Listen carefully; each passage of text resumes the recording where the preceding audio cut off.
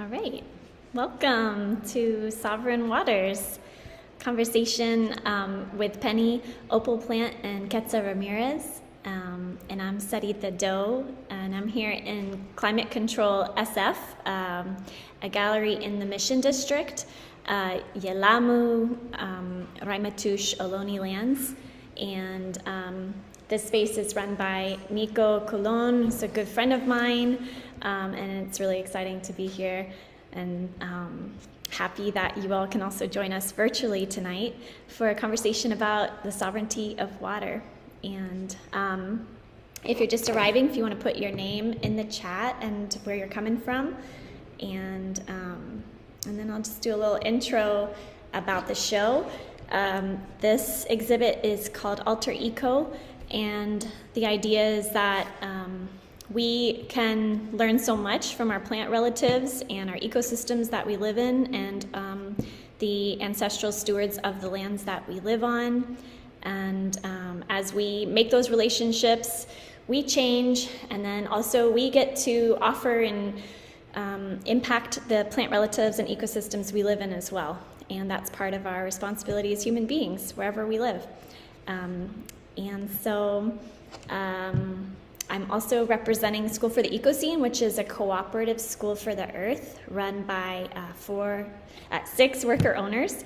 And we just had our first retreat in person to keep talking about how we want to serve the earth. And so this is put on also in collaboration with School for the Ecoscene. And I think that's my little intro bit. So I'm going to introduce our guests now, who I'm thrilled to present. First, I want to introduce Pennie Opal Plant, who's an Indigenous grandmother, Yaqui and undocumented Choctaw, Cherokee, and European descent. She's a co-founder of Movement Rights, Idle No More SF Bay Area, and the Society of Fearless Grandmothers. And she's been organizing communities since about 1980, which it's really an honor to have you here, Pennie, because I've been fangirling your work and you for a long time, so it's really just an honor to have you here in conversation with us today. Thank you for being here.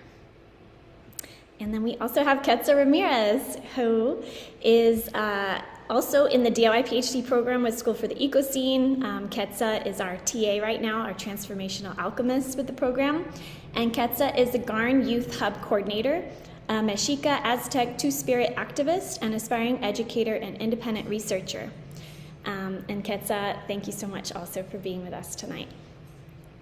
Yeah. So I think we're going to start just hearing a little bit from Pennie. I reached out because I live right now in El Sobrante in the East Bay of Ohlone lands out here, and behind me is the painting of the creek behind my house. And I reached out to Pennie just kind of on a whim about wanting to organize and learn more about movement rights, and I started sharing a little bit about the creek and the journey of learning about the river otter back there, and making relationships with the plants and the trees. And turns out Pennie also grew up on the same creek, so she started sharing stories. And so she'll do a little storytelling and also share with us more about movement rights. So I'm going to pass it over to you, Pennie.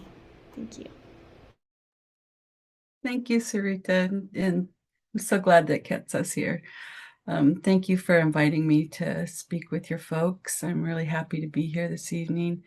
And my grandmother walked to the Bay Area in the 1930s from Mexico with an infant and a 2-year-old. So I come from a line of really strong women.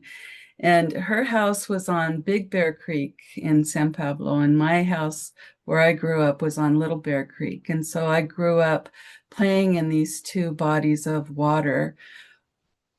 But it was during the time when DDT was being dropped. It was just devastating in the San Francisco Bay Area. There were birds dropping dead out of the sky, and it impacted the fish and the water and all of our non-human relatives.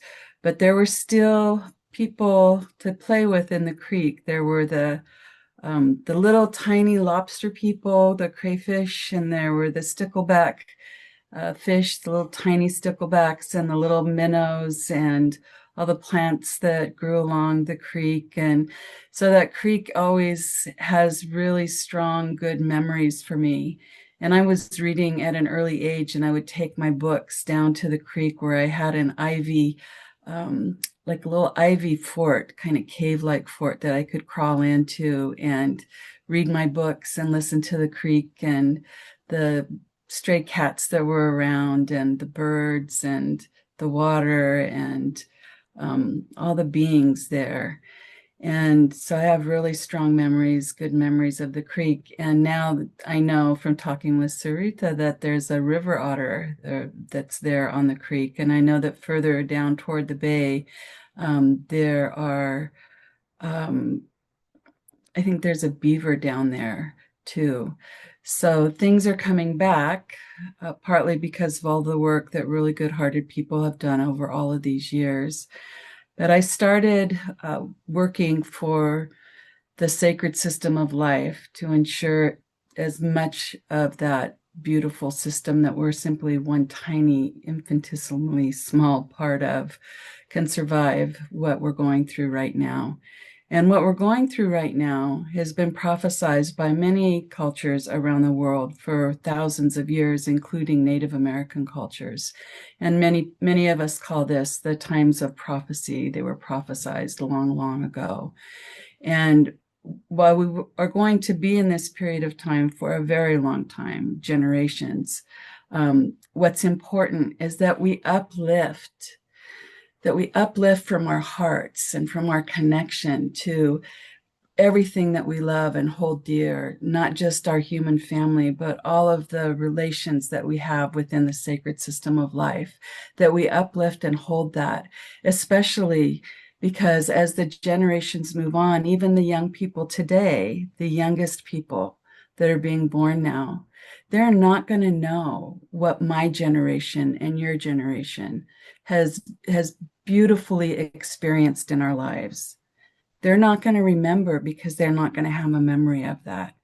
And so telling stories to young people is one of the most important things that we can do to remind them that there were bounties of herds and flocks of birds and salmon in the streams and rivers and in the ocean and whales and dolphins and all of those relationships that humans have had. And it's important that we share those stories so that our human family never forgets, and that we also share the stories of how we're all related. Every single life form on Mother Earth's belly is related. We all come from some distant, tiny microbial ancestor.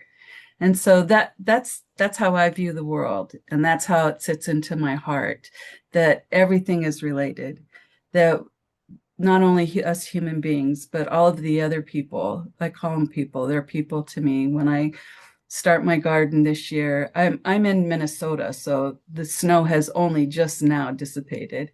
But when I start planting my baby plants, I talk to them. They're babies. They're like little baby plants. And so everything has a voice. And I just want to tell you something I just found that was so remarkable. And I like to listen to podcasts while I'm working. And I found this podcast called the telepathy tapes. You should all listen to it. It's amazing. It's this group of people, and they're researchers and media people, who find out about autistic children that are telepathic. Now, these children are, and they're not only children, they're older people too. They're pre-verbal, they don't talk, or some of them are barely verbal, but they're completely telepathic, and they meet over 1,000 people sometimes from all over, that without a geographical boundary. And when I was thinking about this and listening to it, I thought, how limited are we because we have language? Because language frames our brains in a certain way that limits us from being able to really hear everyone else that we share the world with. mean, it's a beautiful, profound inner place to be that I'm sure some people are, that are verbal can go there. I was raised in a way that if something happened to one of us that we would know, and indeed we always did. But there's so much more to being a human than what's being presented to us. And finding these little nuggets of wisdom and truth is very exciting to me. And so that's a little bit about that part of my life and what I'm excited about right now. But I'm also a co-founder of an organization called Movement Rights. And my partner in Movement Rights, Shannon Biggs, she's just one of the most intelligent women I've ever known. And she was at the Cochabamba People's Climate Summit, where the Declaration on the Rights of Mother Earth was written. And as I was talking to Quetza and Sarita earlier, it's making its way through the UN, but it's also takes so long. Like the Declaration on the Rights of Indigenous People took 20 years to make it through the UN to where it is today, where the countries have signed on to that. But it's an amazing document that I think Quetza is going to tell you about. And so she was there from the very beginning, but that document is grounded and rooted in the concept of our original instructions. And Indigenous people around the world have original instructions about how to be in respect and reciprocity and love and gratitude with all the beings on the land where we live or where we occupy or wherever we are. And that means that, and you probably, most of you know this, but I'm just going to say it anyway. That means that we never take from the natural systems without offering a gratitude of some kind.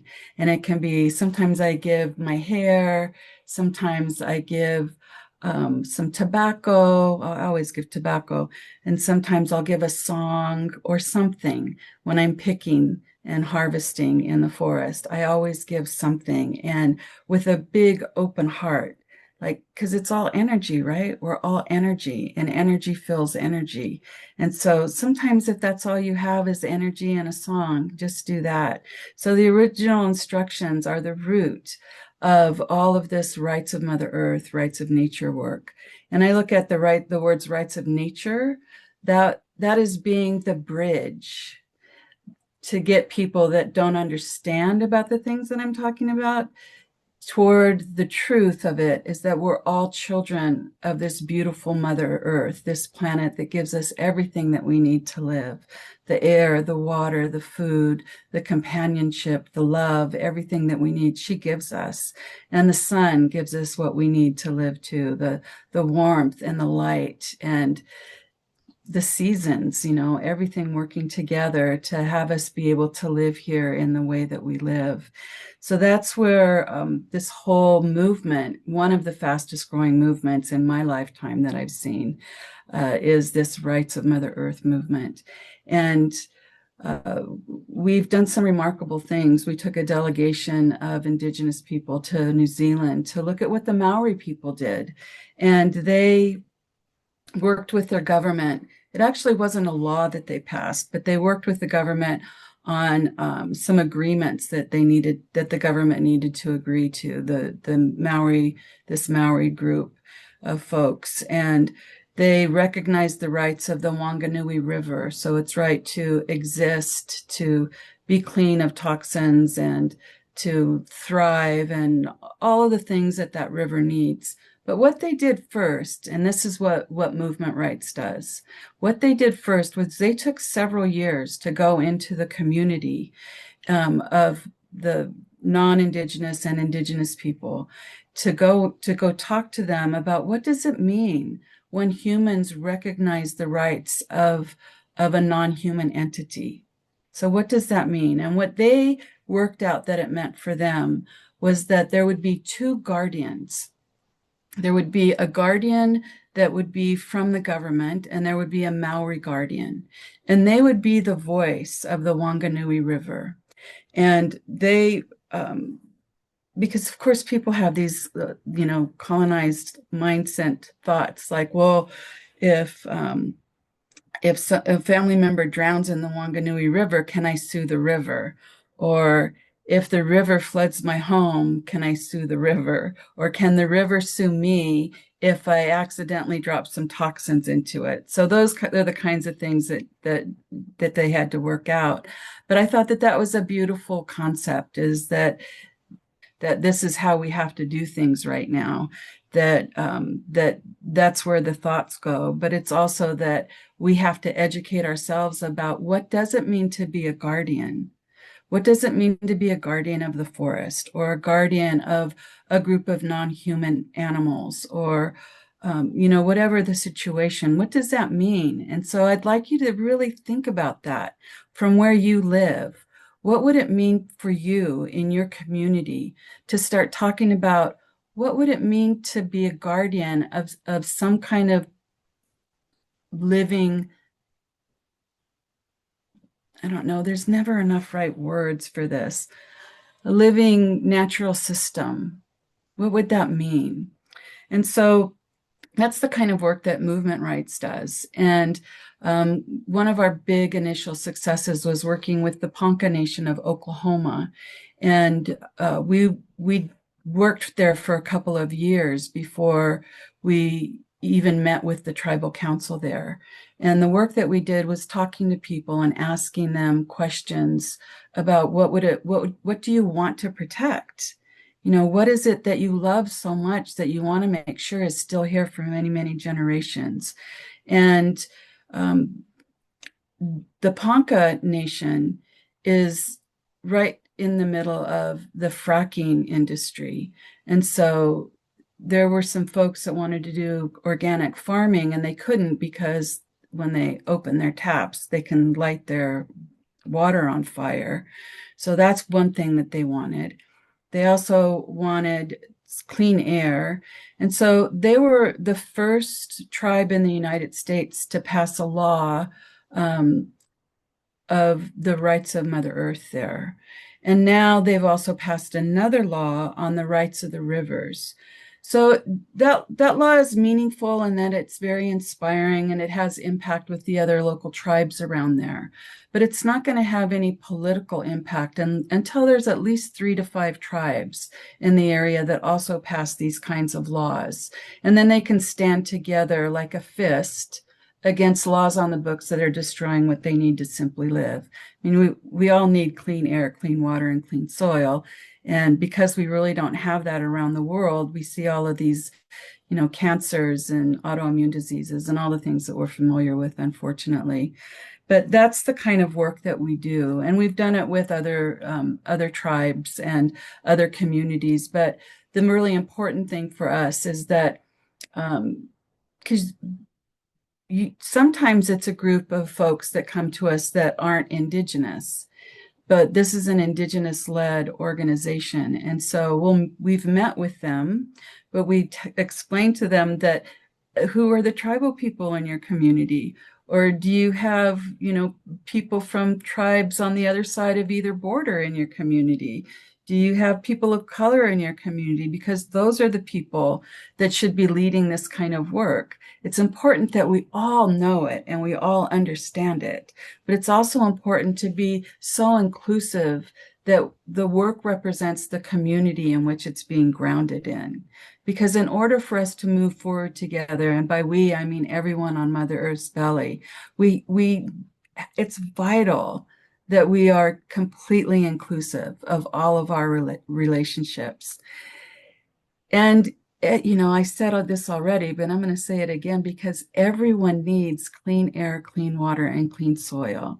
And so even people that might seem to be diametrically opposed to us in our hearts and our minds and how we think, everyone wants clean air, clean soil, and clean water.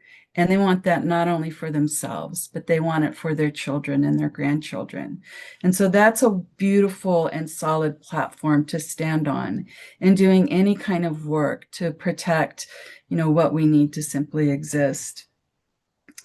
And I also like to remind people that are working on just transition, just transition away from fossil fuels and into this beautiful, beautiful world that I'm sure we're all imagining. I mean, I imagine it all the time. Like, what kind of world could this be? What would it look like if we had what we needed to simply exist beyond capitalism, beyond these silly laws that that inhibit us, that deny us the right to be who we are as human beings? Like, what is that world?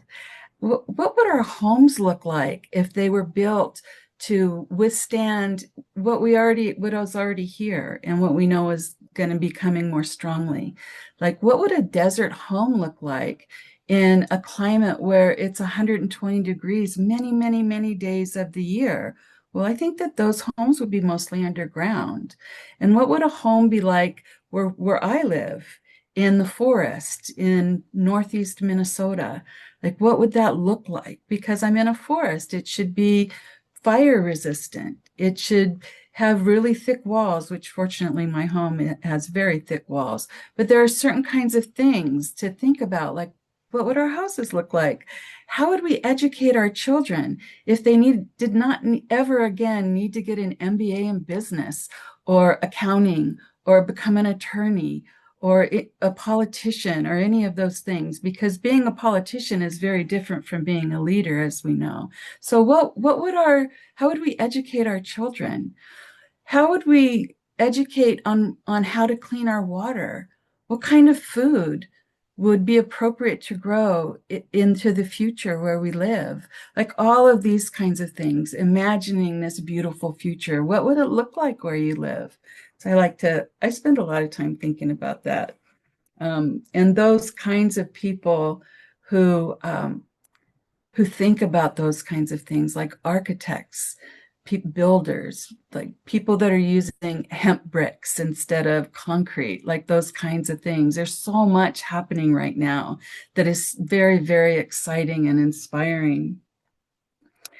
Let's see, I'm looking through my notes. I just also wanted to touch a little bit on the work of the rights of nature. So a lot of organizations just look at the legal part of it. But what we've witnessed is that the organizations that have attorneys, that's what they do. That's their main focus is, well, we need to pass this law and it needs to go, here and there. That's just such a tiny part of it. It's very, very small. Like I really want to embed in your hearts the importance of talking to people about a movement that would remind us, because this is what it does. It reminds us how to be real human beings. Because for Indigenous people, we've been colonized for like 500 years, more than 500 years. But for people from Europe, those folks were colonized about 5,000 years ago. So for us, we have a lot easier access to genetic memory. We can call upon our ancestors, or we have our help. I call them our helpers. Other people call them spirit guides. So we get all this information in nonlinear ways that guide us and tell us what to do. But so can anyone. It just takes a long time of being quiet. All of that information is accessible to everyone. It's not there for you. It's uncomfortable sometimes to be very, very quiet. And sometimes it takes months to be very, very quiet until your ancestors start speaking to you, or until you start understanding the pathway that you laid out for yourself before you were even born, and how to follow it, and the signs and the signals of when to turn this way or that way. And that those are very, very important. And they're a part of getting to where we need to be right now, is to be in alignment physically, mentally, emotionally, and spiritually. And when enough of us are in alignment in that way, more things will start to shift more rapidly. But it's not an overnight fix, and none of us have the answer. We all have a tiny, tiny little piece of the answer. But when we come together, in whatever realm that is, when we come together, and it might be, very long I might be not having a body anymore. But all of those little pieces are important. And was there anything else, Sarita? I think you covered most of what we discussed. Thank you so much for your storytelling and You're all the welcome. information that you've shared. That's wonderful. And also, if folks have questions, we're going to have a Q&A portion at the end, so you can also put those in the chat or save them for the end. And so now we'll switch over to Quetza and invite Quetza to share a little bit more about the Global Alliance for the Rights of Nature. Hi everyone. Thank you so much, Penny, Auntie, that I will call you now, Auntie. Hi everyone. So I'm Omateo, asking creator, in a good way to share what I want to share from the heart. Um, yeah, I'm feeling really grateful for the elements, for the spiritual beings here present, where I am currently uh in the pre days of a two-spirit gathering here in Central Valley, like on the Tule River. So I'm feeling really excited, and just thank you to Sarita for inviting and initiating this movement, this event, this organizing to bring people together interested in learning more about the waters, water protection, movement rights, and the rights of nature. Um, yeah, a little bit of background from me. I think I always find it hard to know where to start because I feel like I could, depending on where I start, it creates a different story, or I can go on different types of tangents. But I think the one that comes up right now is I think I identify as an indigenous two-spirit person these days. But I only started to really reclaim or kind of walk or learn about my ancestry. I would say in 2020, 2019, 2020. Um, and so, but that I still had before that I still had like a political like nature, and like really almost went to Standing Rock, and my partner at the time thought it was a bad idea to just go without a plan. And but I told her at the time, I was like, I don't know, I just think I just got to be there. For some reason I just feel like I have to go. And I think back to that time about not going to Standing Rock. However, I know that maybe that my path was unfolded in a lot of other ways since then. um so reclaiming my indigenous identity has taken a lot of work, and because I don't have indigenous like family or folks that know their traditions, sometimes it's like hard to know where to find these teachings. There's like, or it feels very individualistic, which I don't like. I want like to sit around a fire and like have someone tell me about the way that we used to cook food, the way we used to hunt, the way we used to dance, the way we used to like set up our altars, etc. So it's like an interesting path, and I think that a lot of the world, the reason I'm sharing this is I think a lot of the world is kind of gonna be heading in this way, not feeling a direct connection to the indigenous identity. Although I like the saying that we're all indigenous from somewhere. We all have ancestors that come from somewhere, and it's our responsibility to kind of trace that if when called, and like Penny said,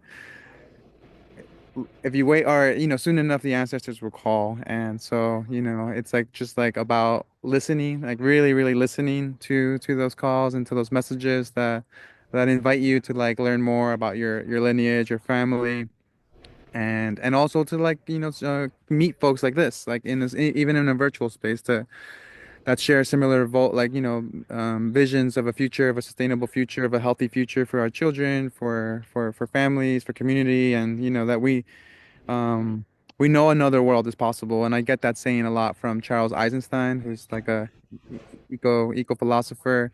A lot of our hearts already know that there's this other world that's possible, and it just it's the challenge, the spiritual challenge of our time to manifest and to bring that world into fruition.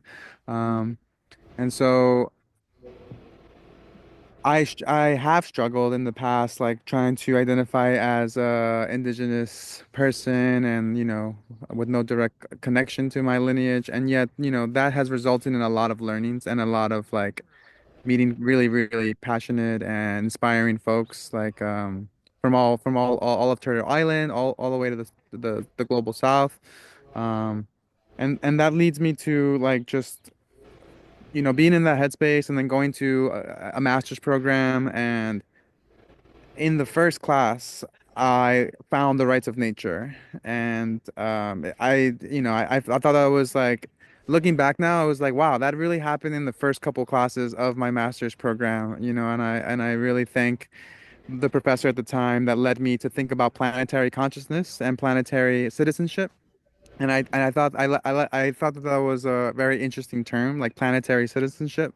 And I was like, but I've always like believed that, or like I kind of just made sense. I feel like citizenship and borders, and those that study kind of colonial history, and the way that the borders crossed territories, and there was just a way of having those in power not fight each other and then distribute lands that were under without consent to each other, and begins genocide, begins a lot of violence in parts outside of Europe, or even within Europe. Lands were taken and divided among the wealthier, the oppressors. But I think about this, like, all of this leads me to like just kind of balance like political visions and political kind of like resistance, as well as with the rights of nature, kind of grounds me and leads me to like find a balance, because I tried really hard, and it's not been an easy journey to find the balance with what's going on in the world.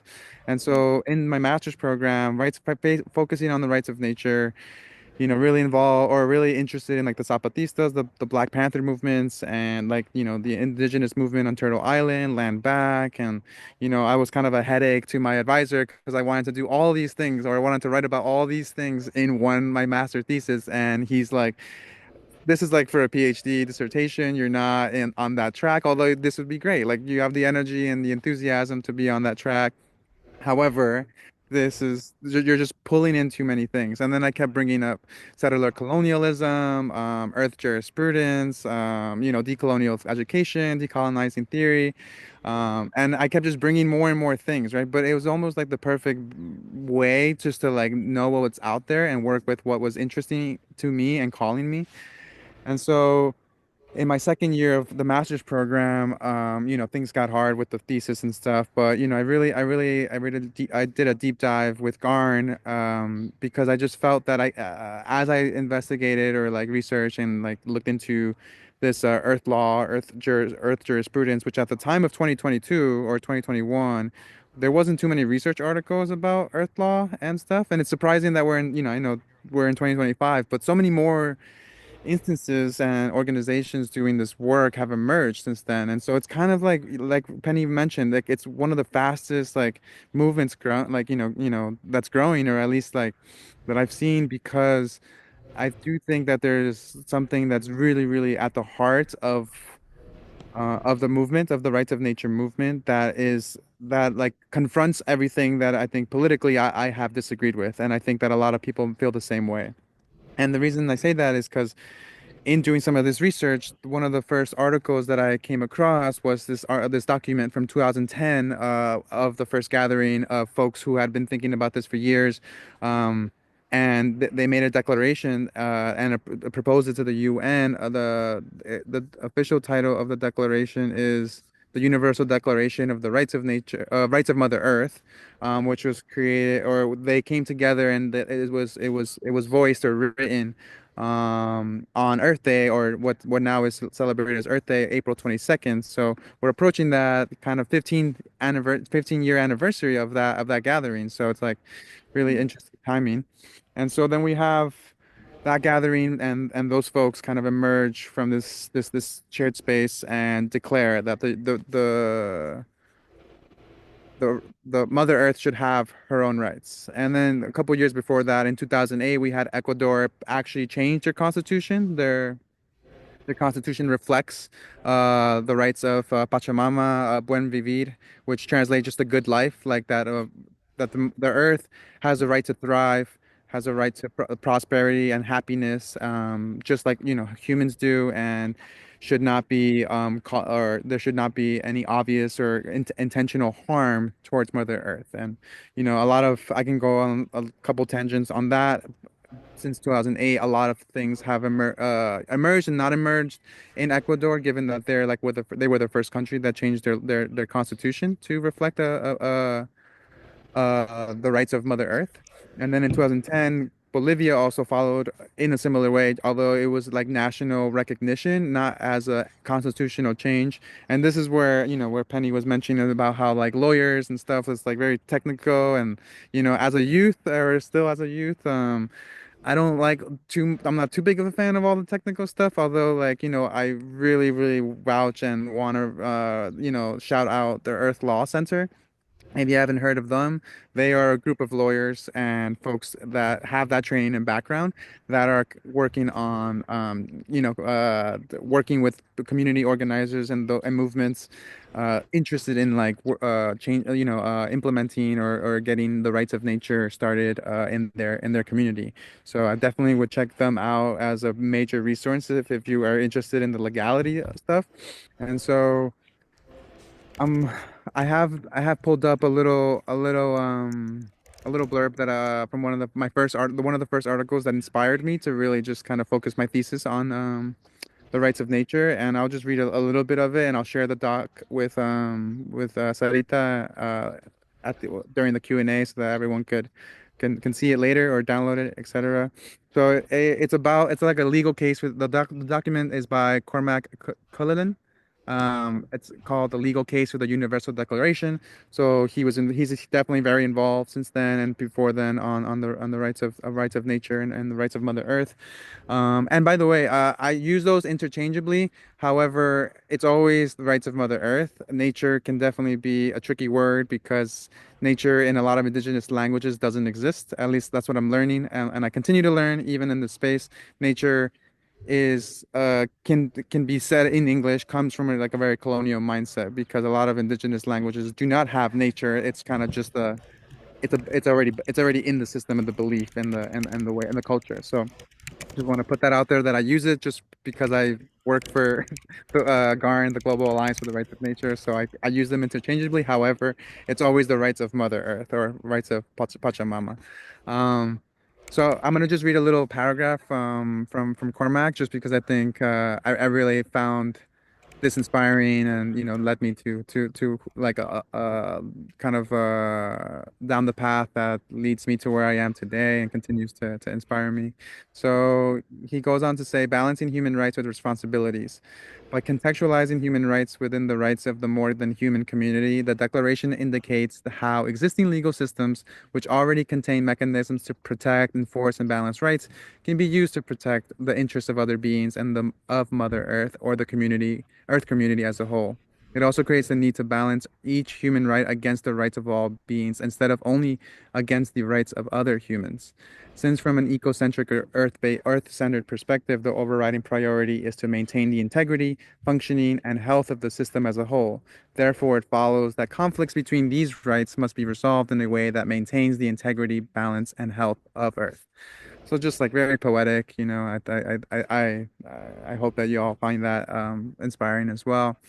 And it leads me to think of like, or it leads me to now speak about how I got into being a youth hub facilitator. And I don't know if everyone here considers themselves a youth, but you're always a youth in spirit for sure. I have only a couple more years of feeling comfortable being a youth. Um, uh, and and so when I graduated from my master's degree, I was kind of like seeing where I could continue my research on the rights of nature. So Earth Law Center came up, and um, Garn was there, obviously, and there was an opportunity that led me to apply as a youth hub facilitator, and I applied. I met with the folks, and it was like very grounding that like all these other youth were just like interested in like the rights of nature and like talking about earth-based practices and eco jurisprudence, and I was like, whoa, like I love these people. um because yeah, I mean I think a lot of us share that sentiment, and sometimes we look for those spaces where we can just go talk about like these things as openly, and everyone just understands, and we're just trying to figure it all out because yeah, it's still a lot to figure out along the way.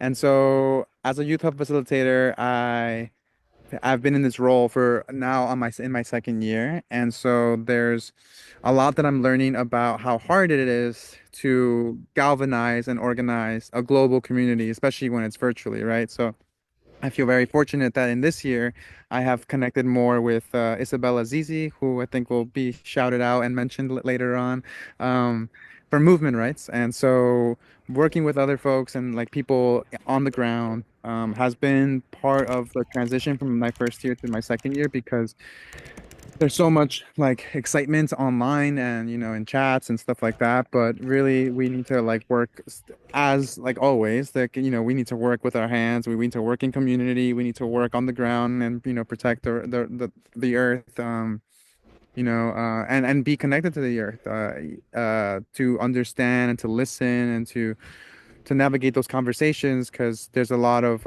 in the future, a lot of with more and rights of nature, I guess like legal cases emerging, there will be a need for kind of interpreters or folks that are like listening and like gonna translate for the different beings, from a whale to an otter to a creek to an ocean.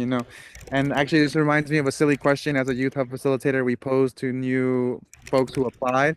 We asked them, or I'm gonna butcher it a little bit, but we asked them if like a cow had standing rights. No, if a tree had standing rights, a cow had legal rights, and then this goat had self-determination, right? Things that we usually use for humans only, or like nations.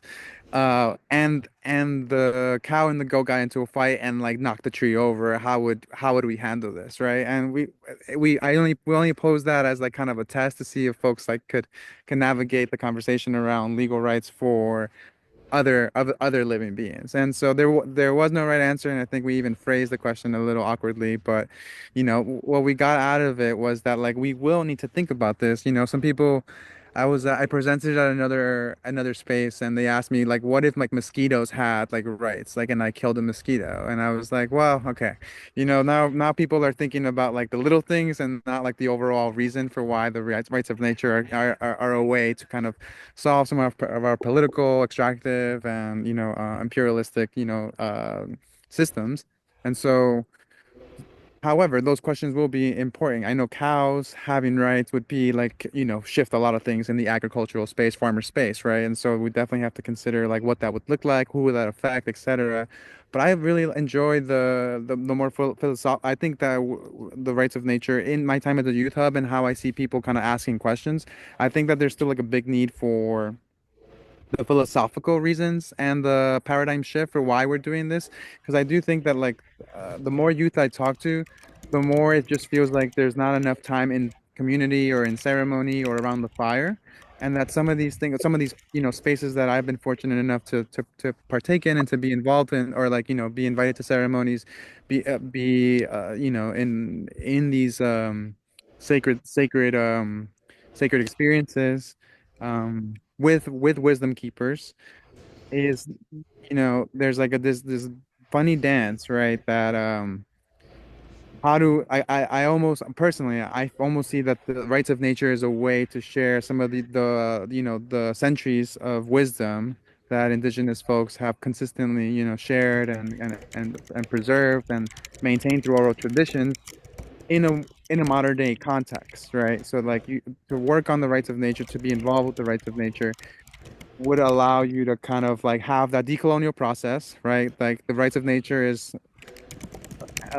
the opposite of colonial mindset. And so when sometimes folks ask me about like what does decolonial education look like to you, and et cetera.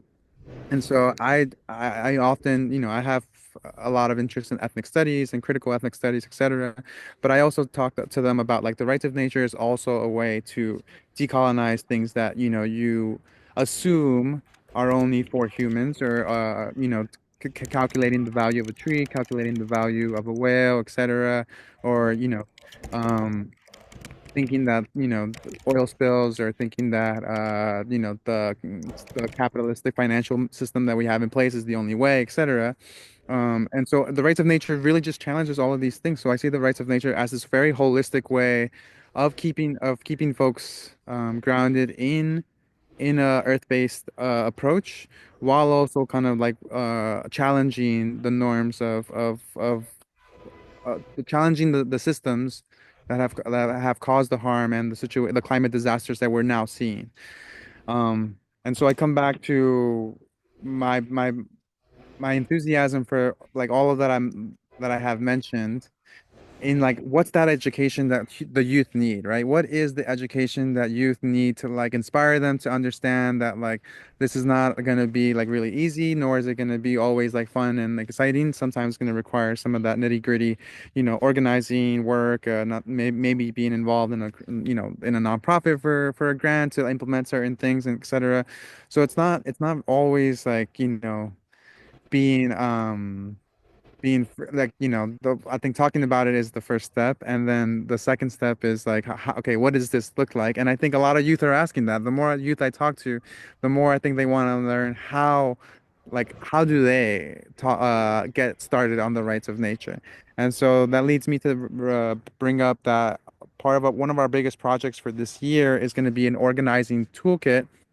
We initially thought that it was going to be a legal toolkit, but um, legal would be the wrong word for youth. I think it would kind of turn them off or kind of not really land the way that we think we wanted it to land. So we have changed the word into an organizing toolkit so that we can make a very accessible document, step by step, about like, okay, what are the first things that you need in order to get to protect, like how Penny asked us, like to be a guardian of a non-human living being.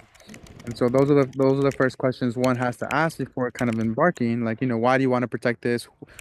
Who are you going to work with to protect this? Like, do you have a community? Like, is there, organizations or like, other, is it just you, or is there other people already doing this work? Do you want to collaborate? Do you want to reach out? Do you want to connect? Do you want to build relationships?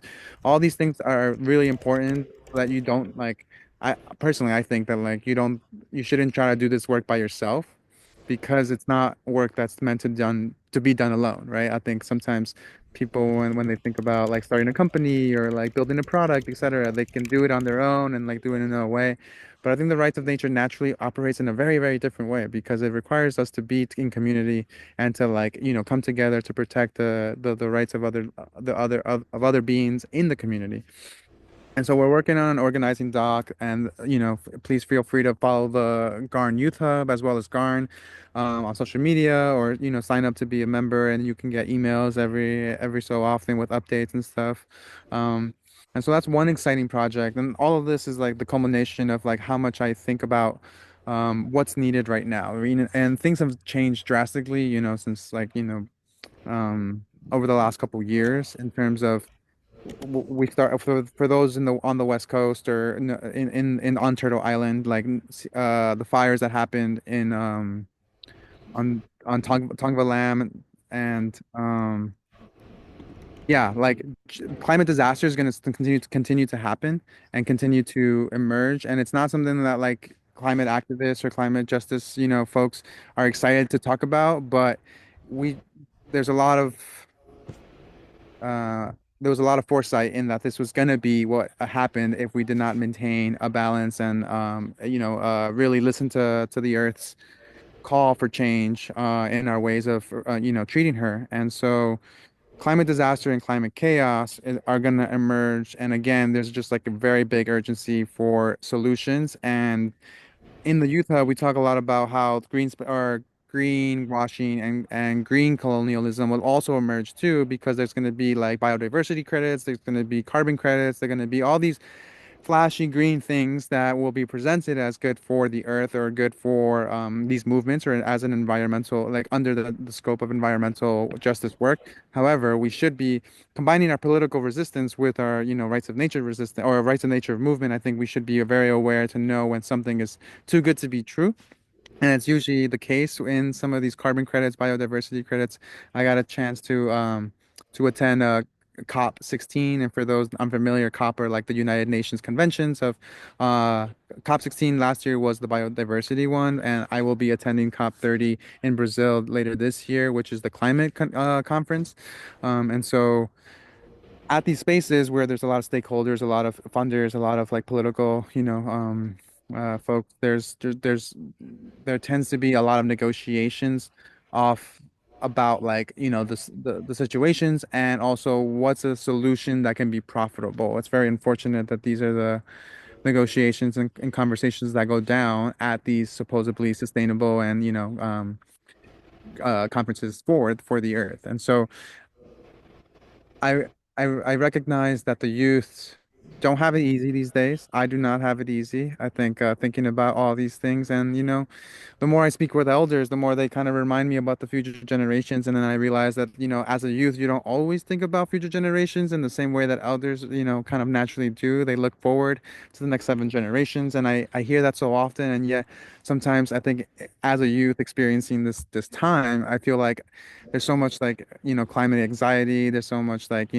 sadness around just like how things are going, etc. And yet I try to be that pillar of like inspiration and motivation to kind of like lead to more creativity and more building and more, community support than anything else. Because I do from part of the ceremonies and stuff that like I have partaked in, and like some of the prophecies that elders have shared with me, it's just like a very this is the time that we have to kind of stand up and um speak speak for the earth and align with the earth. And if we do, we do. If we don't, we don't. And I think it's taken a while to understand that process, but I think that like there isn't, there shouldn't be sadness over not over, more of the sad the sadder timeline. I think it should just be an acceptance that like we do what we do and we do it strongly and well. And if in that way people will resonate. But if we do it at like, half, or if we do it, not fully, then that will be what's received from other folks. And so it's a very tough balance when you combine the political and technical work or academic work with the spiritual, because the spiritual really, really has um will consistently remind us that like Mother Earth will be okay. It's us that that will, transition, and she will regrow, she will renurture, she will rebalance, and there'll be another opportunity in the future. However, to lose all the transmissions and the ancestors' teachings, like, at this time when they're so key and so sometimes so simple and yet so hard to implement because, of structures and things that have been created against those, allowing that wisdom to flourish that is just the challenge. And the more I connect with different indigenous communities, the more it is that way. Everyone does their own work, everyone does it in a good way, as they were taught, or in the best way that they can. And that's what we do. And so somehow I ended up in the rights of nature as a youth hub facilitator. Somehow I ended up in the connecting to Sarita with the school for the eco scene. Somehow I connected to us two spirit elders around Turtle Island. Somehow all these things happen, right? And instead of like, kind of falling back and pausing, it's like all about moving forward. And so a lot of my energy as a youth hub facilitator is to figure out these ways and kind of inspire youth to continue to learn from elders, to continue to get closer to ceremony, to learn their ways and connect back with some of these profound and, very, very much healing traditions and teachings. And, it's not easy to always make it make sense for every youth, but I learned so much in that process. And the Garn has been such a lovely space to learn, to deepen my understandings, and also for me to reflect and also go through my own challenges, and my short sightedness of like, oh, I thought this would be good but it didn't work out, or I thought this was, aligned with like, earth-based practices, and realizing that it wasn't fully the impact that it had. So I want to conclude with like, some wisdom that I got recently from elder in Colombia that talked a little bit about the U.S. experience right now with, Trump and this government. And I think it's just, I try to always maintain like clarity and groundedness for even when we speak about things that are tough. And so he also kind of shared that too, is that like strong people are built and formed during this time, during difficult times, and that can be seen on Turtle Island. It can be seen with relatives and elders in South America on those indigenous territories that like they've gone through so much as well as our elders here on Turtle Island, but that didn't stop them. There's some, we have Pennie on the call, still organizing, still inspiring. And so, I think sometimes we get a little demotivated by some of the news and the social media stuff that the posts on social media or the things that circulate in our in our field. And so the wisdom was just to not give up, right? Not slow down. Actually, to continue moving forward, learn how things can be organized during difficult times, because then you will be able to do it during peaceful times or easier times. And so some of this wisdom will be available for those during peaceful times, and so you become a channel for those generations to share them, like, okay, this is nice and easy now, but it wasn't always the case, and this is why you have to continue to learn and train yourself to be ready for when those other obstacles or challenges emerge. And so with that, I will close, and I hope I didn't go over time. But thank you so much for listening, and I hope you all, receive some medicine from that. Aho, Mateo. Thank you, Quetza. It was really wonderful to hear you share more about Garn's work and also your perspective and how you got to this work. So thank you so much. I'm going to share a little bit of transmission from Isabella, who Quetza referred to as well from Movement Rights. Isabella has been organizing in the Bay Area specifically for a while now and couldn't be here tonight, but I'm going to just but she did share some words for us to share here. So Isabella is Northern Cheyenne, Muskogee Creek, and enrolled 3 affiliated tribes. Born and living in Richmond, California, Isabella is a frontline community organizer passionate about climate justice, food justice, youth empowerment, rights of nature, and cultural preservation. She's the youngest leading member of Idle No More SF Bay, while still receiving guidance, wisdom, and support from the Indigenous grandmother advisors. She says, when merging rights of living ecosystems and just transition aspect and youth involvement and participation is seeing the larger picture of what everyone is convening and showing up in terms of sovereignty to the beautiful weaving of the work happening, tying it all together. Water reminds us to be fluid and to flow with the hearts of community, flow with the life that she's able to offer all living beings. And she speaks specifically about Movement Rights as an organization that weaves it all together, connecting Indigenous communities and relationships built over time, and that Movement Rights show up when they're invited and strategize according to that invitation. And as the youngest member of Movement Rights, she's instilled with grandmother's love and wisdom to bring the movement forward, and also experienced in grassroots organizing from the ground up. When we talk about Indigenous solidarity, rekindling our relationships with non-human relatives of plants, water, soil, winged, four-legged creatures, it's not saying you need to copy Indigenous practices, but be intentional with your practice of being in good relationship with your surroundings. By following the leadership of Indigenous people is to be in right relationship with them as well. See how they move through space. Notice how gentle or fierce they may be. Reflect that within your own self and your own communities. How can we continue to bring other like-minded people to understand these reciprocal values of the sacred systems of life?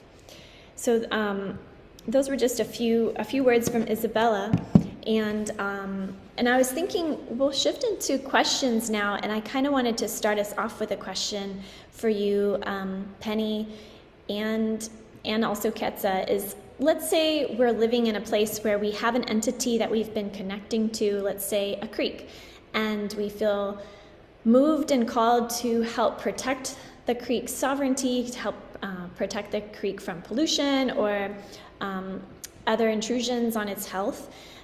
What would be the steps for someone to take, for example, if they do see this need and start within their own community and neighbors, for example, to get rights for that entity? What have you seen that works in other communities? Yeah, I think I touched on it a little bit. The first step is to go talk to your neighbors to maybe even have a community meeting where you put up flyers or something on, if they're next door or some kind of app for the community and bring people together and ask them questions. That's always a really good place to start. Like ask them how they feel about their waterway. Like what do they enjoy about it? What is concerning about it? And then like just start gathering information, and then you can present about the rights of nature, rights of Mother Earth movement around the world. I mean, it's in on every continent. I mean, they're even working on Antarctica right now and the Arctic. And so where successes have happened. So I would suggest that starting with questions from, to the people that may be as in love with the waterway as you are, and then sharing information about the rights of nature movement, and then talking to, the I don't know, would it be the DNR? The Department of Natural Resources for the county or something like that, and ask them about the health, like the physical health of the waterway, get all the information, the facts about it.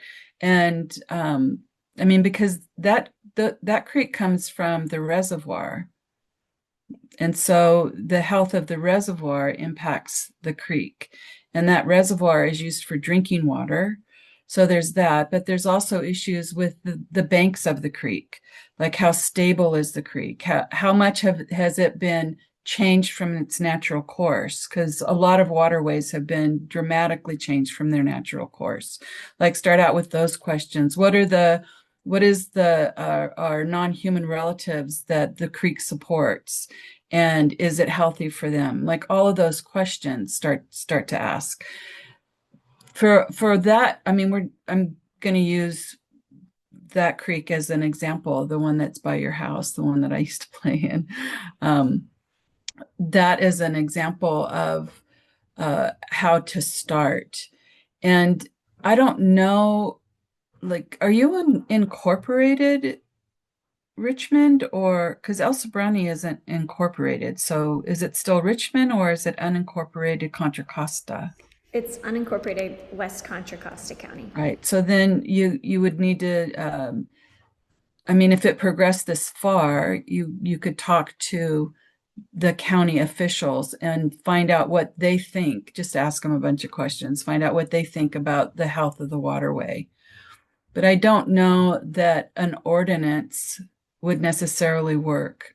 But you could also band with other people, other water keepers on other waterways in Contra Costa County, and an ordinance could be passed on all the waterways. Like that could be something. I mean, it would take a while. It would probably take 4 or 5 years, because all of that on the ground work would need to happen first. And then also looking at, I mean, there's waterways in Martinez that go right through the refineries there, I think, too. So that would be a huge issue. But anyway, that would be how I would start it. I hope that helps. That helps so much. Thank you. It's just that reminder to ask questions and share, like you're saying, like you started with, sharing stories, because stories really connect people. And if people share why they're passionate about the creek and how much they love it, and yeah, just asking around where we live of what are the other entities and organizations also connected, whether it's through education or through Department of like Wildlife and Fishing, or through, hopefully there's an indigenous group that's active in the area, and yeah, just asking questions and paying attention to indigenous leadership and who's already been working on that for a while is really helpful reminder. Right, and I can tell you that Sarita Doe is working on Strawberry Creek. That's right. That's in Alameda County, different county.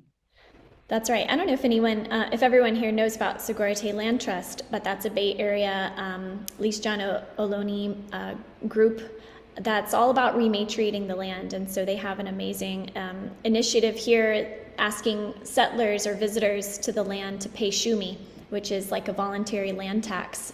So that's been such a remarkable organization and movement to learn from for sure. So thanks for naming them as well. Um, Sarita, can I add something? yeah, please. Yeah. I would also add that like to everything that Penny stated about like the importance of asking your neighbors and people that live there near that living being how they feel about it, what they've thought, have they spent time there is definitely the first step. I That's why I think I stressed that like in the organizing toolkit that we're going to create, it's the first step before you do anything like beyond that. Like you have to know who your neighbors are, right? And I think this is like also just like a profound like profound wisdom, right? So much of what Turtle Island is now in modern society um like isolated. People are in silos, people are separated, people are living so close and yet don't know each other, don't even know the shared experiences they're having because of capitalism, because of the individualistic experience that's been pushed down as the only experience. And so that's the first step. And then I would add that like getting connected with some of these orgs and movement rights, like folks have been organizing or involved, is like also a good way to learn more about network that like in that you have available. For example, one of my the founder of the Leatherback Project, Callie, I forget her last name. She uh he moved to Panama to because she's a biologist and had no idea of the rights of nature. Had just kind of was gifted this book and when the pandemic happened, I think everything was just slowed down and so she just read this book. She read The Rights of Nature by David Boyle and after reading that, she realized that the sea turtle, like the leatherback turtle, their route was being was at their natural like swimming routes and also like their I think I don't want to misquote, but yeah, their routes were at danger of being contaminated and no longer accessible for them in the near future. And so from reading the book, she figured out how to protect the rights of the leatherback turtle.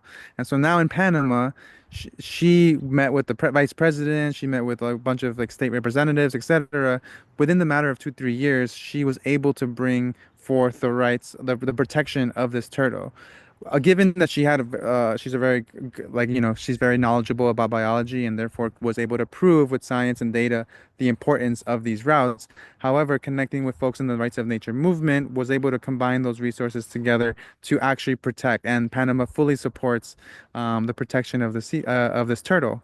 And so I share that because um, sometimes the first step is just knowing your neighbors, your community, and then it's just about asking more questions, right? Kind of just like, how do I do this? Like, where do I go? And with the right energy and the right spirit, like, and the right intention, you will find this way in which you find others doing the same work, or you inspire others to do their work. And so, I just wanted to share that it can be as simple as reading the one book and asking questions, as well as like there are other larger projects that go. But I want to hear more questions if there's any in the chat. Thanks for sharing. I haven't read that book, so now I'm very excited about it. I didn't know that this movement also had a book of that inspired and taught people how to do this work. So that's awesome to learn about. Yeah, does anyone else present have any questions for Quetza or Pennie?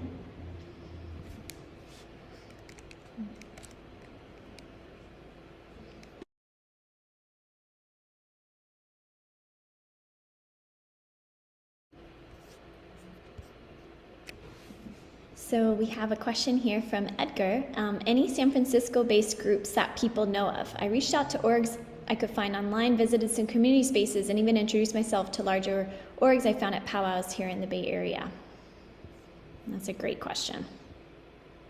What are you looking to protect?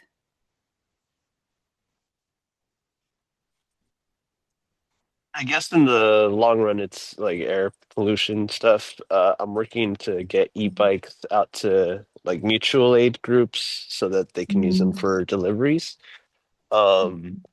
And yeah, just going through looking at who is normally in San Francisco, the Ramirez Film Festival folks, and other folks that I can't remember off the top of my head, but like the Village was one, the Native American Health Center was another one. Just all these people that you can kind of find at powwow, but I don't know. I haven't been able to find the mutual aid groups that can benefit from this. And, Oh, I see. ultimately the goal is to provide access to tools that limit pollution and bring more of that health part to our earth.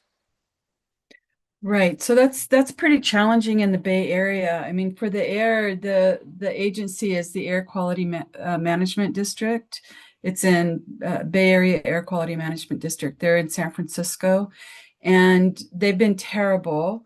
I grew up and lived in San Pablo before I moved to Minnesota, and but I mean, you could be a stick in their side and attend the meetings the way I don't know more SF Bay did. I mean, we would even go there and disrupt them because they were so horrible. And I'm sure that they still are pretty horrible. But for the air quality, that's a really difficult one. But for mutual aid groups, I'm not sure how that's fitting into the Rights of Mother Earth movement. I mean, you mentioned a lot of the organizations. There's also the Intertribal Friendship House where you could connect with people. It's in Oakland. I don't know if you've been there yet or not. And it's very vibrant. There's a lot that goes on there. And I'm just trying to think of any other resources that might be helpful. Gosh, being able to distribute masks to people around the refineries would be awesome, because the Martinez refinery just blew up again several weeks ago. My niece lives out there. And where do you live, Edgar? I am in Oakland, Okay. working on a project in San Francisco, and this is somewhat unrelated, but Mm-hmm. I just being vulnerable and putting myself out there to ask because I've been trying to engage the community in San Francisco, and Mm-hmm. it's been challenging. I'm not daunted yet, so I'm just asking some more. Yeah, I think there's also the American Indian Cultural Center that you could connect with in San Francisco. I'm sure that they're like-minded folks, there too. But my email is Pennie Opal, PennieOpal @gmail.com. So I mean, you can email me if you want. And if I can think of anything else, any other resources, and maybe get a more clear idea of specifically what you're looking for. I mean, since I grew up there and I know tons of people there and lots of different circles of folks there, I'd be happy to help if there's something that I could come up with for you. That is really kind. Thank you. I'll be You're sure to follow up. Thank you so okay. much. You're welcome. I know there's No, we're all also, part of the solution, right? We all got a little piece of it. that's right, such a great reminder. And there's no perfect way, so we can make mistakes and we can act like little moles underground looking with our noses, or we know we're going towards something, we just don't know quite what it is yet, but everyone has a piece. I know there's communities for a better environment also in the Bay.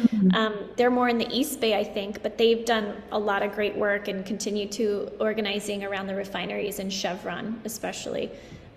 So it might be worth reaching out to them and seeing what sister orgs they might know of in San Francisco, and how they've approached water or air quality in the East Bay. Comes to mind too.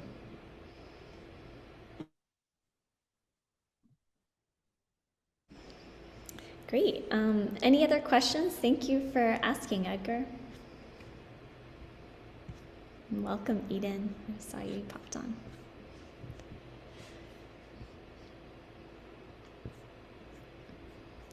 While we're waiting for more questions to come through, I wanted to share something you mentioned, Pennie, in our first conversation that we had that really uplifted my spirits and gave me a lot of perspective about how in the 70s in the Bay, like you mentioned at the beginning of this call too, that birds were falling out of the air, and you were sharing how it was unheard of that there would be any dolphins coming into the bay or any whales coming into the bay at all because it was so polluted. It had been a dump for so long, and so just hearing that really gave me hope because it was like, oh, so much has changed just in a few decades, and to the point that some of us, don't even know about how it used to be. And that just gave me hope that, and as Quetza mentioned too, the earth will regenerate herself. It'll be in a new way with a new climate, but it's like that regeneration is so powerful, and humbling. And so that, yeah, just hearing about how much has changed already in the Bay in a short amount of time is really powerful. So I appreciated you sharing that, Pennie. And even just thinking about during the pandemic in the Bay Area, like one of my favorite images that came out was the coyote on the on the Golden Gate Bridge. Like there were so many more birds. There was so many more, non-human relatives that were walking through the streets, and the skies were as clear as they were when I was a child. And that was only like a year and a half, 2 years at tops. And everything started to become a lot more vibrant. So, Mother Earth is very powerful. All we got to do is stop doing the bullshit. We have to, I have a word that I use sometimes, and I see my friend Nancy is on this Zoom, and it's the F word, but it's F word. So we want to F word everything. Something else you shared with me, Pennie, was like that we're so close. And when you said that, that really shook me because it feels in the day-to-day, especially social media and the current administration, it feels like we're so far and we're getting further from where we want to be in terms of a sustainable and healthy life for all and healthy habitat for all. And so when you shared that too, that really shifted my perspective. I was wondering if you would sharing more about that, like what feels so close for you. That the empire is unraveling, and I'm so excited. I pray heavily for all the people that this unraveling is harming. And I keep saying over and over again to people that I know that fear is completely useless right now. Like fear is useful if a bear is chasing you.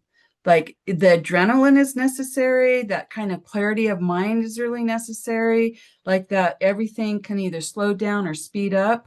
All of those physiological things that happen in our body when fear is life-threatening, but the emotional response that people are having that they're identifying as fear is totally useless because it causes chaos and confusion in people's minds.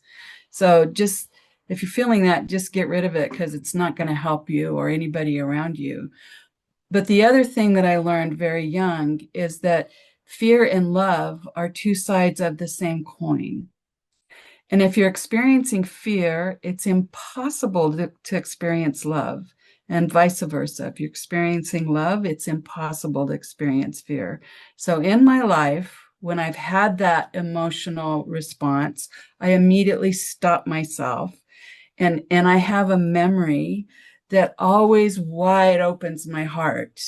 And that's where I go to so that it dissipates that emotional response to whatever's alarming me. Now, alarm is a much better word to use than fear because it elicits a different type of emotional, physiological response in the body.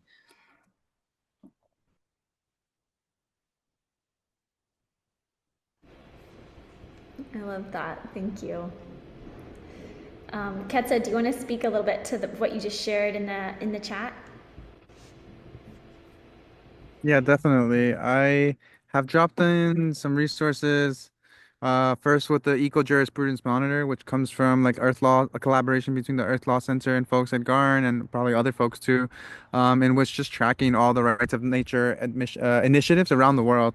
And I think this kind of, touches upon just like once you look at this map, you'll be like, whoa, when did this all happen? Like, who's doing all this? You're like starting to ask more questions about, whoa, like there's actually so much going on. that, we don't see on our day-to-day lives. So definitely check it out. It's very inspiring. There's like, legal things of like the changes made, as well as the organizations and information about who led the initiative and stuff. And then I dropped in, for those that are able to see the chat, I dropped two documents in. One, the original Universal Declaration for the Rights of Mother Earth, and then the legal case for the Universal Declaration by Cormac, which I read from. Both great documents. Cormac has many other publications and stuff, and I meet with him on through some of the GARN executive committee like meetings, and he's just like still going strong. And his work started very from a long time ago, like similar like Pennie, folks that just have been working and working and working, and are very sure that we're close, and I feel it from them, and I think. I definitely want to acknowledge the privilege that I get to share space with folks who feel really certain about it and like kind of re-inspire me. And I want to also just mention Sarita. I do that. I feel that sometimes in the School for the Eco scene, right? I think there are moments in which we blossom and we talk about the ways that things are going to be and how close or like how lovely and juicy and and sweet everything will be. If we adapt when we adapt a more earth-based approach to our everyday lives. And so, yeah, please read them. And also just wanted to share that the reason that I feel so close to, like, I just kind of want to kind of add a little bit to that is that I think in prophecies and in just storytelling, when things get the most difficult, and like from spiritual practice, when things are the most difficult, it's when there's like about to be a burst for the other side. And although I mean, I'm going through it in some ways, I'm sure a lot of people, around the world are going through it and having hardships and stuff. But because I think that that's like how I see we're so close. Something's breaking, something's contracting, and I think if we really really just determine that like we're gonna push through and support each other along the way, that there's just no doubt that we're not gonna get there. So that's why also it just feels so close. It's like everything's going, it's becoming more difficult, but it's because there's a change that incoming. And so yeah, I wanted to just share that bit. Can I add something to what you've been sharing about the Declaration on the Rights of Mother Earth, Quetza? And that is that document came out of the People's Climate Summit in 2010 in Cochabamba, Bolivia. And there were and it wasn't a government-sponsored meeting.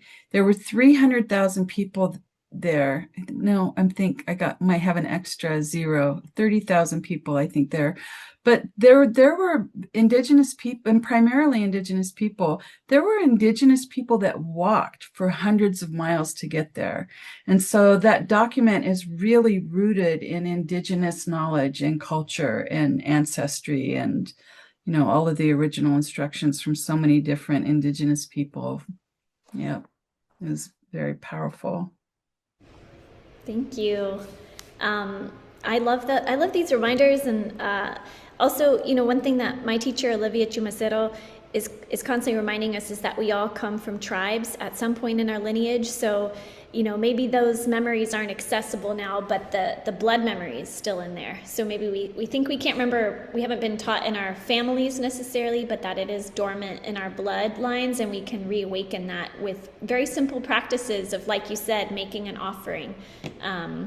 And making an offering to the tree or the plant before you harvest or ask something, and or just introducing ourselves in general to the stream, to the tree, that these beings have a personality, they have their own beingness, and we can introduce ourselves to them like we would any other human. And so, and one other thing that came to mind about perspective is how so many of the words we're using and the concepts like rights of nature, re-indigenization, indigenous sovereignty even, those were not things people were talking about when I was growing up, which was, 30 to 40 years ago. Like, never mention anything of that in the East Coast where I grew up in so-called Virginia. And so it's just amazing too, like really in a short amount of time, just the concepts have exploded. And, you know, they were always there, of course, in indigenous communities, but I think it's become more and more mainstream, and that's really powerful because we have so much more awareness of what's possible. We have one other question in the chat from someone who's also here in person, Nico. I wonder if we could talk more about not just how we think about nature, but how we can think about us as a people, humans, in connection with nature. I'm thinking of people like Marisol de la Cadena and her work on earth beings within the Gua. The Gua. Expand on that person if you want, but yeah, that's great. Sure. Can everybody hear us? So I came across this Andean anthropologist. I believe she's Chilean originally, Marisol de la Cadena, and in her research, she came to understand that when the Spanish first came to the Andes, what the friars, I believe they were, anyway, the priests who were along with the conquistadors wrote about was they encountered peoples who were not humans. They were Homo sapiens maybe, but they were not humans in the European sense. And what they encountered were peoples who were not separate from the earth. And so if you were to talk to an Andean person, at least in this time, and it's still to a certain extent today, they don't think of themselves as different from the mountain or from the animal spirit. And I think you touched on this earlier on, but I think there's something really liberating about questioning how we think about ourselves, I guess, in this question about how we think about nature. And I know that we already talked about too, that even the idea of nature is a term that has its own problems. And I think within that, you can question the idea of the human being, because the human being is also a European construct that was created with the Enlightenment. And I think we can kind of I think there's indigenous knowledge in terms of how we think about ourselves in connection. And I know we talked about this before, but I think I've always found this idea quite liberating. And if you had any ideas about this or thoughts or felt like expanding. Yeah, in a lot, many, it might be most or all indigenous language, there's no personification of anything. So there's no word for I or me. That it just doesn't exist. So it's always we and us. And that oftentimes includes not just we, my family, my community, my tribe, human beings. It also includes we, the trees, the deer, the bear, the water, the sun, the soil, the microbes. It includes everybody, we. So I think that's kind of what you're referring to when the conquistadors went into the Andes. They found people with a completely different set of concepts of what it means to be human. So, if you don't have a concept of I, then or me, then that leaves everything open for sharing and respect, right? Because in many indigenous communities, the person who was considered of utmost respect was the one that gave the most away, knowing that circle, that reciprocity would come back. And so, it's just a really different way of being alive within this sacred system of life. And it's good to remember that humans are one of the newest natural life forms. Every blade of grass has older DNA than we do. We're, bumbling around at this point, because of colonization and all of the harms that it caused. Most of humanity is bumbling around like 2-year-olds, not even recognizing the harm that's being caused by the actions. And so I think training ourselves to not be individually or oriented, is a really good first step. Might be confusing to your family and friends for a little bit, but it's hopefully contagious. Thank you, Nico and Pennie. And we have one more question. I know we're actually at time, but would you all be open to one more question from Wendy here? Okay. Yeah. Go for it, Wendy. Hello, everyone. Thank you so much for like your input and like everything you've shared so far. I had a question kind of on like I guess what your thoughts are in terms of like I know you mentioned the turtle and like how in Panama they I forgot her name, but the woman was able to use like science and also like the resources to like uh I guess be able to protect those roots. But I was just wondering like in terms of like science and maybe using more statistical like data and stuff, like where what that data would be and like if it would actually like support in other areas as well, like in terms of nature, because um I was reading an article a few weeks ago on like the rangelands in the Maghreb, which is like in Algeria and like Northern Africa area, and how a lot of I guess data that the UN uses is like it was collected in like not the most accurate way, and like a lot of these numbers are like based on like colonial like more like mindset type of like calculations and everything, and like how a lot of like some of the projects that they were doing or trying to do to make the land barren land that was not being used efficiently because they weren't like growing like it wasn't using an efficient way according to like that like more economic perspective.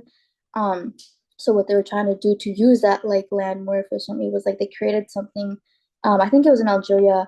It was like a green dam where like all of this land they just planted a bunch of trees, but that kind of like wasn't really beneficial either because that's just like not the best way for that specific type of land to be used.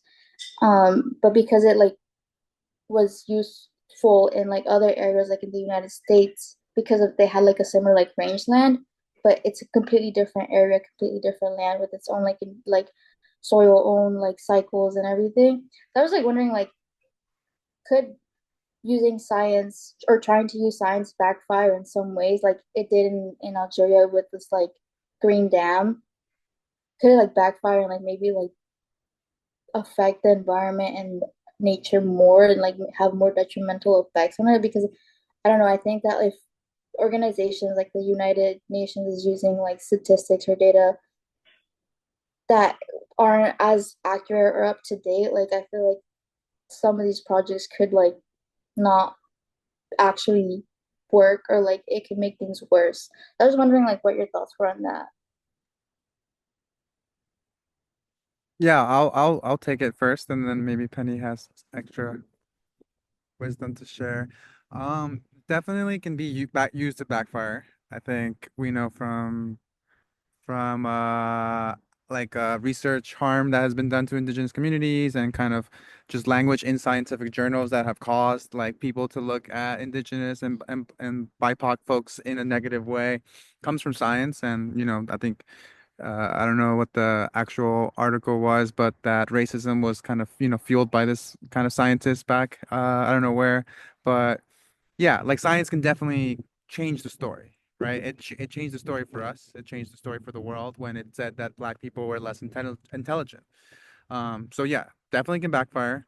However, there is also, for example, I just got back, or a month ago, I was in Peru in Iquitos with an indigenous beekeeper who is being supported by the Amazon Research International organization, and he's being asked to track certain things about the hives, the bees, and how they like how they organize, what they do, what they like, what honey they produce, etc.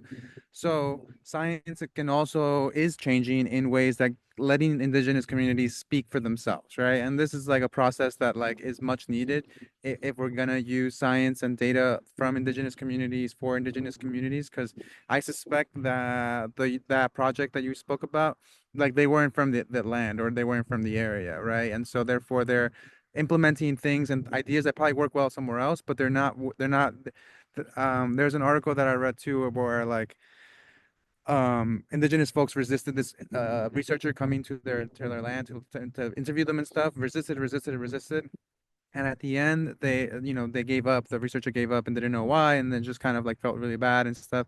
And then an elder or someone from the community told them, you never asked us like like questions, or you never like saw us as people, or you didn't come into this community to get to know us. You immediately started asking research questions and kind of only kind of presented yourself in that way, and therefore they didn't feel included. They didn't feel included of the on with the research, and therefore that's like the colonial mentality that just like looks to kind of extract from research, or with research from information from these other lands and these other territories. And so, yeah, I do think that more good scientists are emerging, and the lady that's leading the Amazon Research International, Rosa Espinoza, she's an amazing researcher, and she's supporting a lot of these orgs on the ground and stuff. So I do think that we have to be wary and like cautious when we use kind of research and kind of bring in those modalities into indigenous territories, and because it can backfire if something is said in one way as opposed to another. But when you involve the indigenous communities and you let them speak for themselves, even if it goes against science or what science wants to hear, that's when I think we push against, the norm and try to transform research from within and allow indigenous folks to tell their own story, validate oral research, validate community learning, and not only seek to like learn from doctors or those with the accreditations, like validating in different ways of learning, I think would be my suggestion. If you're a researcher or you're interested in kind of like, pursuing a path like that. Penny, I'll leave you to add anything if you have. Good job. Yes, thank you. Woo! Thank you. Thank you so much to our speakers tonight, Pennie and Quetza. I really appreciate you taking the time and for sharing all this wisdom, and just really for all the leadership and good work you've put into communities in our earth. So thank you so much, and thank you everyone for joining virtually and in person. I hope you all have a beautiful night. All right, get home safe. Bye. Thank you. Thank you.